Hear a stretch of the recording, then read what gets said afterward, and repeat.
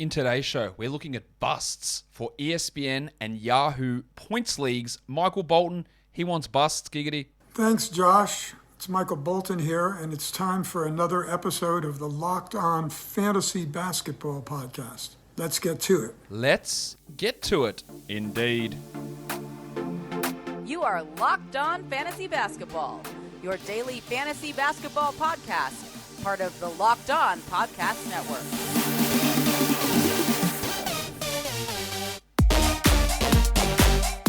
Hello and welcome to the Locked On Fantasy Basketball Podcast, brought to you by Basketball Monster. My name is Josh Lloyd and I am the lead fantasy analyst at basketballmonster.com and at Yahoo Sports Australia. And you can find me on Twitter, as always, at redrock_Beeble and on Instagram at Locked On Fantasy Basketball. We've already had a show today, a live Dynasty mailbag with myself and Kostya.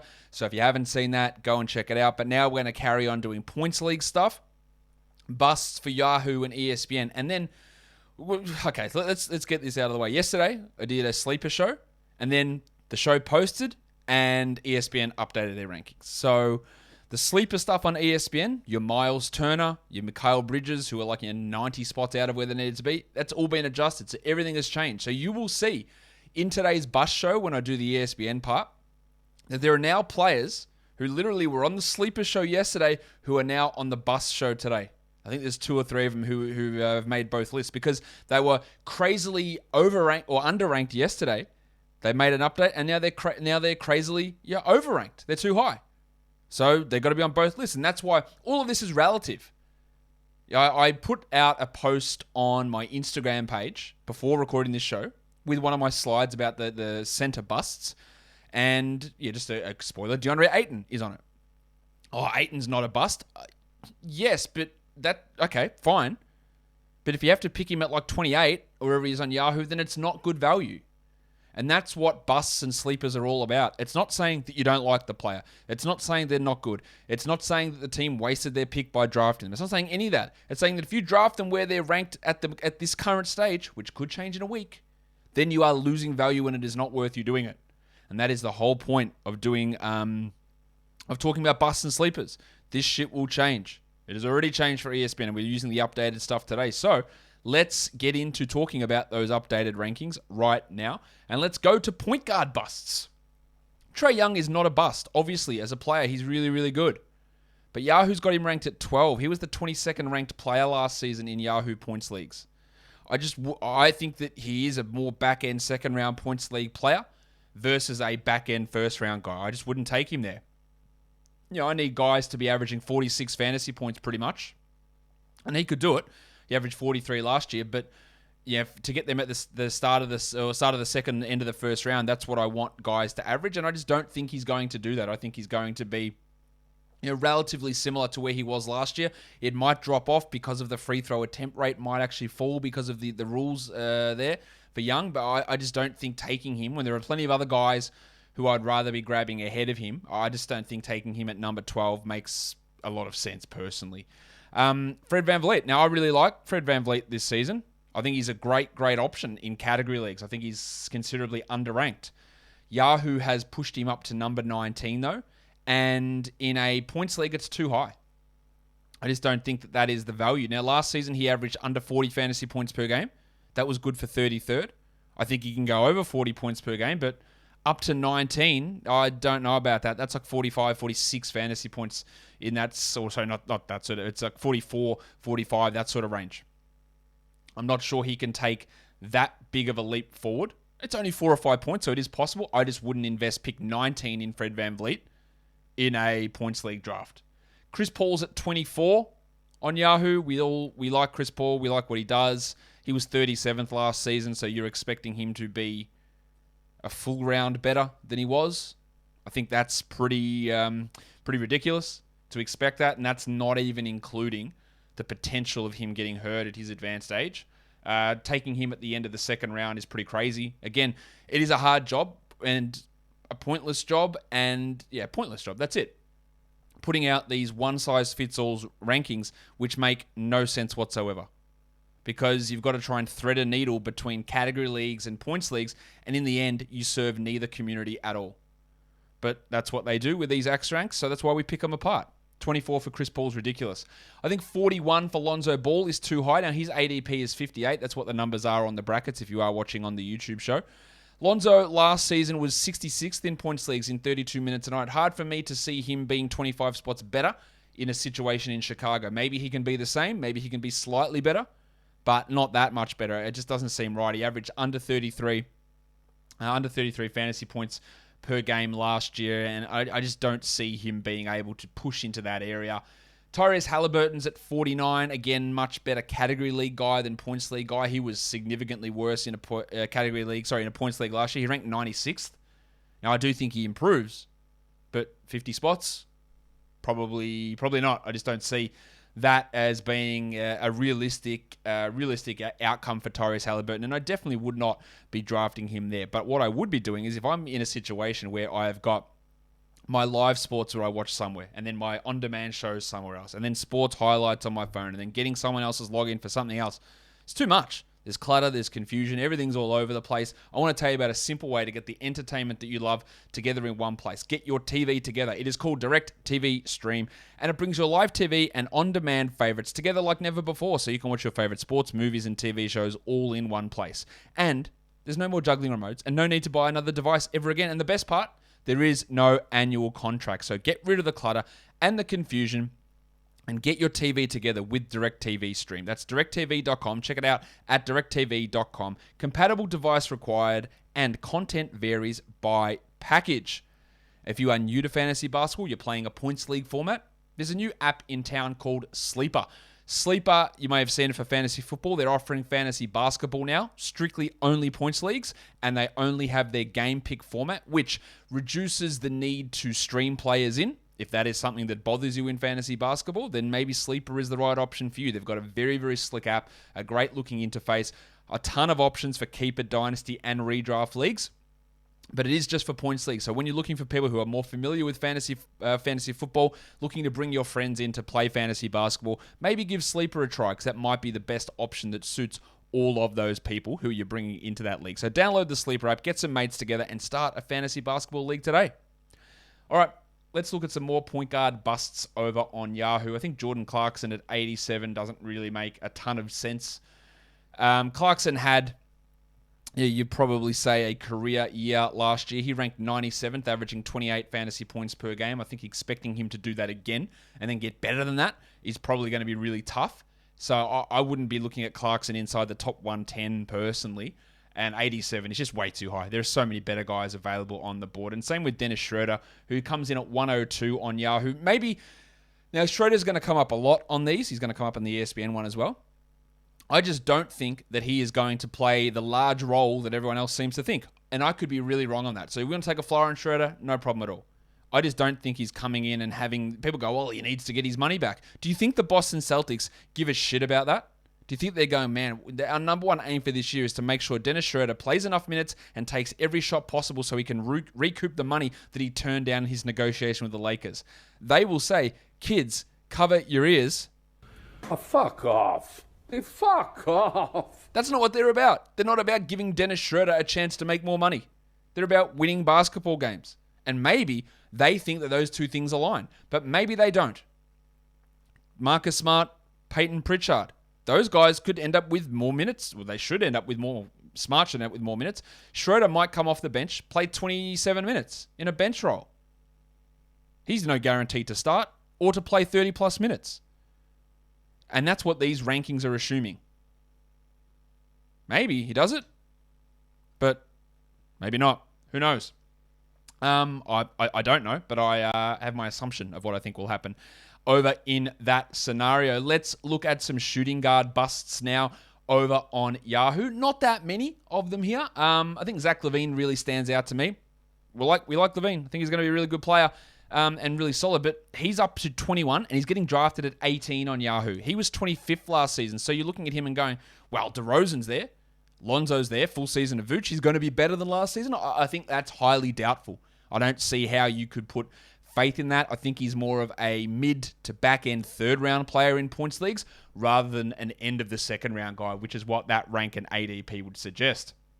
And a couple of guys it is worth mentioning. These are only late guys, but Duncan Robinson is ranked 116 and Smokin' Joe Harris is at 135. These players, to me, are not draftable points league guys. They are category league players who really help in that one category of threes with okay efficiency. For points leagues, they don't do what those ranks would suggest that they're going to be able to do. Duncan Robinson ranked 184th last season. Joe Harris ranked 156th. And Harris did that while Kyrie and Harden and KD barely played together. So to me, there's just 116 for Robinson is foolish. In a category league, whatever, that's fine. But in a points league, there's just no benefit for drafting those guys at the current positions or where they're ranked. It just doesn't make any sense, and it is strictly a category one. And it is the problem, again, with trying to thread that needle between both those formats of fantasy basketball. Let's look at some small forward bust options. I think Maga Porter Jr. at number 22 is just too high. I think in a category league, you could take a look at Michael there, but he ranked 65th in points leagues last year. Part of the large appeal for him is the insanely high field goal percentage with high threes, but that doesn't really mean anything in a points league. He averaged under 33 fantasy points per game last year. That does not suggest you should pick him at 22. Now, his ADP's at 38. That's still probably a little bit high. To me, he's like a middle to back end fourth round guy rather than end of third round, or in this case, end of second round player. And that is highly skewed by some of the hype around him for category leagues. Chris Middleton at 32 is too high as well.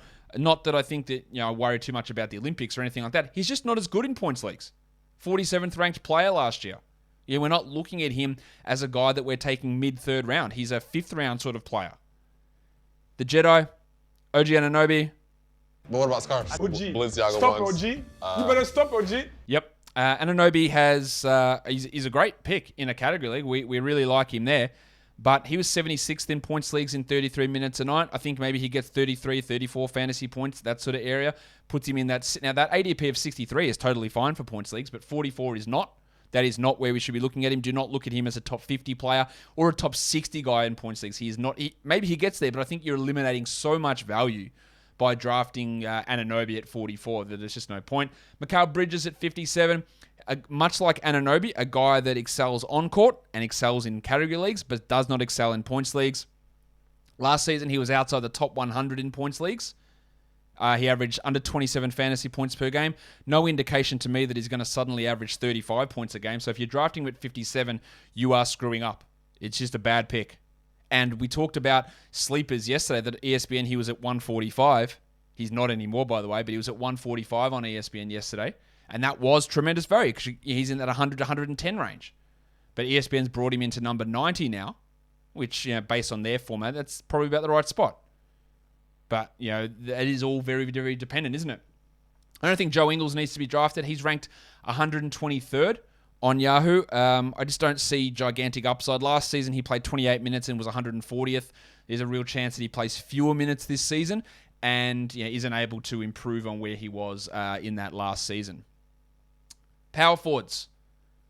Kevin Durant's at number 5. Is Kevin Durant a bust? No, Kevin Durant's excellent. I know that he is. That is absolutely 100% true. But Kevin Durant in points leagues is not quite as good as he's in category leagues. He was like 4th in category leagues last year and 11th in points leagues. That was with, again, Harden and Kyrie barely playing alongside him. If they're all three healthy for 60 games this year, it's going to be really hard for KD to even get back to 11th, where he was last year, let alone picking him at 5. In a points league, we're not looking at him in that top area. Guys like Tatum and Fox and Lillard and Zion and Paul George and Anthony Davis, perhaps. Harden, Doncic, Jokic, Antetokounmpo. All these guys, I think, jump ahead of KD in a points league. He is not as good in a points league as he is in a category league on Yahoo. And if you want to take him at 12... sure, no worries. 10, no, fine. Probably a little high for me, but that's fine. 5, no, it's just not the move to do in a points league.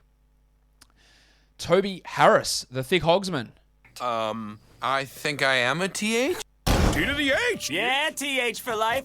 There is a chance that Ben Simmons is traded and no one good comes back, or a chance that Ben Simmons sits out and Harris can up his usage. He was 49th last year in points leagues, and they got him at 37. I understand taking that flyer. I'd say the most likely scenario is Simmons is traded and a pretty good player comes back, and the usage bump for Harris is only marginal. It's not gigantic. maybe Simmons just doesn't get traded and doesn't play, and then Harris does get a boost. I wouldn't be taking him, though. They're basically at the end of the third round, hoping for that. John Collins, I think that's too high for the Baptist. Last season, he was 72nd in points leagues. He averaged under 32 fantasy points. To get to 45, you want him at like 36 fantasy points. Maybe he does it. I wouldn't want to take that hope that he jumps 30 spots in the rankings, which is what you're assuming he does if you're drafting him there. And I think that's pretty foolish. While the wiki, Chris Boucher, this is another one of those ones. How do we slide it in between his value in categories and points leagues? And I think they've failed there, getting him at 68. And his ADP at 54 is way too high for me. In a points league, it doesn't make sense. There's a chance he's not a top 100 points league guy this year. He was, 82nd last season? And I'm not sure that he can necessarily even have that same value. And then Bob Covington. Much better category guy than points league guy. He's at 82. Spot on for a category league. Too high for a points league. He averaged under 26 fantasy points last year. Probably the same area for him again this season. And that's not indicative of a guy you pick at number 82. That's just not the right sort of move. But what is the right move is getting the best tasting protein bar ever. And that is Built Bar. If you have your favorite flavor, great. What is it? Raspberry, cookies and cream, mint brownie, salted caramel. But if you don't know your favorite, get a mix box and get all of those great flavors and get to find out what is your favorite. So you can join in the What's My Favorite Built Bar conversation, the best conversation going. These are not only delicious though, they're also healthy. 17 to 18 grams of protein, 130 to 180 calories, 4 to 5 grams of sugar, and 4 to 5 grams of net carbs. So head to built.com and load your box up with load your cart up actually with however many boxes you want and get 15% off by using our promo code LOCKED15. That's LOCKED15 at built.com to get the best tasting protein bars ever. Football is back. Action on the gridiron has started. And as always, BetOnline is your number one spot for all your pro and college football action this season. With a new updated site and interface, even more odds, props, and contests, betonline.ag continues to be the number one source for everything football. Head to the website or use your mobile device today to sign up and receive your 100% welcome bonus. That's double your initial deposit just for signing up. Don't forget to use that promo code NFL100. From football, basketball, boxing, or even your favorite Vegas casino games, don't wait. Sign up today to take advantage of all the great offers at BetOnline. BetOnline is the fastest and easiest way to bet on all of your favorite sports. BetOnline are your online sportsbook experts. All right, let's move into looking at some center busts. This is the slide that I put up on my Instagram. DeAndre Ayton's at 29. I just don't see it. Ayton last season in a points league was 64th. I think he improves from there, but to get to 29, that's just a strong no in a points league. I just don't see him getting enough usage, 20 points per game to get there. Category league, maybe I could see it. It's a possibility. I would consider it in a category league. In a points league, I would not. Rashawn Holmes at 36 is absolutely a category league adjustment. He's in at 36 now, 53 ADP. That 53 ADP is fine, but it's also based on what his prior rank was, and it's going to start to come down. He, to me, is like a 50 to 70 type points league guy, not a guy you grab in the third round. That's pretty insane to me.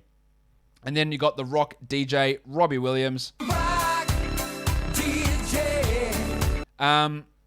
You look at Williams, again, I really think he's going to have some good value in a category league. He was 120th. In points leagues. That's like 50 spots behind where he was in category leagues.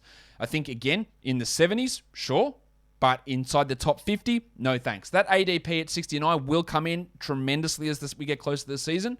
But, if you're getting him around 69, giggity. Where's my giggity? Giggity. There it is. I think that's fine, but I just think that's going to come in. Miles Turner, again, a much, much better category league guy than points league player. He was 63rd last year in points leagues. They got him at 39. It's too high for him in a points league. I think you're looking more in that 65 to 80 range to draft Miles Turner in a points league. And then Dan Gafford, who I do like him at 95 in a category league for sure. There's a lot of uncertainty though, and in points leagues, he's just not as good. 110 to 125 sort of range, absolutely fine, which is close to where his ADP is. But that rank, again, ADP will start to get influenced more by those updated ranks as we move closer to the season. So expect that 116 ADP for Gafford to start to come into that rank of 95 for him. We've got some more center busts to talk about. Brook Lopez at 88, there's no justification for that whatsoever. I don't think there's no reason to have Brook Lopez there. He was 135th last season, and I don't expect him to be that much better, if better at all, there's no way that you take him there. Mitch Robinson at 70 doesn't make sense either. And Mitch Robinson says, I'll take it from here. Like, even if he does take it from here, that's just not... It's just not the right spot for Mitchell Robinson. Like, it just doesn't make really any sense whatsoever. He was 122nd last season. I'm not sure he's a top 100 points league guy this season. That's crazy. Andre Drummond, we know that's insane for the big avocado. ADP of 88. What is wrong with people? 99 for him as a ranking. No sense. Do not do it. Please do not draft him. And then Steven Adams at 106. I don't know what the hell Adams is going to do this season. But last year in 28 minutes, he ranked 138th. Do we expect him to be better in Memphis? I expect him to play fewer minutes, to be honest. They got Jackson, Clark, and Tillman, who can play all minutes at the 5. There's no need to rely on Adams for 28-plus minutes a night and for him to be significantly better than what he was last season. I just don't see that as a viable scenario. So let's go to ESPN now. As I said, they have updated their rankings, so be aware of that. Some of these guys you may have seen on yesterday's Sleeper Show, but everything changes. They got Eric Bledsoe at 89. No, that's a big no for me. Bledsoe might start, but I am not investing the 89th pick in Eric Bledsoe. I'm just not doing it. I can't explain it. Dennis Schroeder is at 95. I've already spoken about why I don't think Schroeder's a good pick. His ADP is actually higher at 84. I'm not interested in it. I could be wrong in it, but I'm not interested in it. Ravishing Rick Rubio at 128. Rubio's value in a category league is fine because he gives those assists and steals. In a points league, last season he was 129th. I do not think that he's replicating that necessarily. He's playing behind Garland and Sexton. And while Rubio might say, I'm going to play a ton of minutes, those guys are going to get 34 a night. Is Rubio going to play every other guard minute? I really don't think that. I don't think they're going with strictly a 3-guard rotation, and that's it. So I really don't think Rubio is going to replicate what he did last season at all. It just doesn't make a lot of sense for Cleveland to do that. Look, it's good to have that backup point guard who's useful, but I don't think you want Ravishing. And actually, when I gave his ranking, I was giving his Yahoo Points League ranking, so I need to get his ESPN ranking up. If my screen would respond, that would be awesome. Let me just bring it up for you. There we go. I think we're back in action now. Last season, he was 117th in ESPN. So maybe that's not as bad. Nah, it is still pretty bad. DeJounte Murray up at 27. Whew. That is high for DeJounte Murray. Could DeJounte Murray get there? He was 54th last season. I think he can improve from 54th. Could he get to 40th? Yes. 27th? I don't want to invest that early third on him. His ADP is still lagging, as you can see, because these were updated a day ago. It's at 75. That was way too low, clearly. But 27 is too high. And there's too much uncertainty for me with Ben Simmons. Last season, he was 49th. And I've said this a million times, that whatever scenario he goes to, it's probably going to be better in Philadelphia. But I'm not spending pick 30 on Ben Simmons until I know what the hell's going on. Pick 45, pick 50, pick 60, sure. But just, I'm going into a draft assuming Simmons is like an injured player heading into the year. I just don't know where he's going to be or what's going to happen. So I'm not investing pick 30 into Ben Simmons at this stage in proceedings. Shooting guard busts. Don't know why we've brought Jalen Suggs all the way in to number 60. No, there's no way that I'm investing the 5th round pick in Jalen Suggs, who may not be a top 100 guy, may not be a top 150 guy for the first couple of months. That is insanely high for a rookie. And the same goes for Cade Cunningham. Now, I do not know why Suggs is rated higher than Cunningham, but I'm still not spending spending pick 62 on Cade Cunningham. I think he's more of an 80 guy, 85 guy in points leagues, maybe 60 when you get to head-to-head playoffs, but I'm not investing that pick in him. Colin Sexton at 49. Last season, Sexton was 59th. I'm not certain that he even replicates that number. He could, but I'm not certain that he does. He'd be around that 35 fantasy point mark in ESPN. 49 is just too high. 65 is fine. It's not a big difference, but I think it is worth mentioning that I wouldn't be reaching up for 49 for him. Bud Hield is at 63. That one doesn't make tons of sense. He was 81st last year. Not only is he not a great points league guy, but the threat of a trade for Hield, I think, reduces his value in almost every situation. So I don't know why I'm paying premium dollar to get him with that uncertainty. And then Terry Rozier, getting him at 51. I think Rozier's numbers were obviously a little bit inflated last season. They have dropped him. He was 43, so he's dropped back to 51 now. But I just don't see him necessarily replicating what he did last season and probably dropping off a little bit. That's not a huge bust, that one, but it's not one that I'm supremely interested in that position. Let's look at some small forwards, and there's not that many busts. The rankings update has been pretty good for ESPN. John Isaac at 67, I don't know why you would invest that. Isaac, again, a much better category league guy than he is in points leagues, and that's like, he was at 104, and they brought him into 67. So at 104, I thought there was maybe a bit of steal value in him. At 67, I think it's too high for a guy that we're uncertain about if he's even going to be ready to start the year. Chris Middleton, like we talked about on the Yahoo one, he's a much better category league player than a points league guy. And then I've got to mention this one, because I'm all in on Paul George in the first round, the back end of the first round for category leagues. I'm not for points leagues. In ESPN's points format last year, Paul George ranked 28th. I think that he is a solid second round guy and top 20 player, but not at number 8. I cannot justify him at number 8. Now, he will have a higher usage with Kawhi out, and that's why he's going to jump up from number 28. But I don't think he's getting all the way up to number 8. I just don't think that is a particularly good use of such a high value asset with pick number 8 there.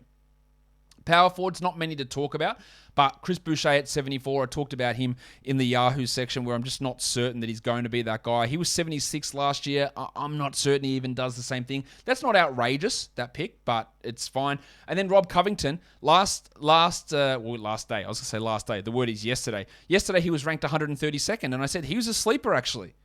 But now he's come all the way into 92, and I think that's too high for his fantasy points value on ESPN. So that's why everything is so relative. And you can see his ADP is there at 135. Yeah, that's really showing what his rank was prior to this update. And then lastly, let's look at some center busts. Montrezl Harrell is at 50. What? No. No. 50. He was 120th last season. Maybe he's better in Washington. In fact, I'm pretty sure he will be. Not at 50, though. That ADP is at 112. I thought that ADP at 112 for Harrell made him a pretty good pick. 50, no way.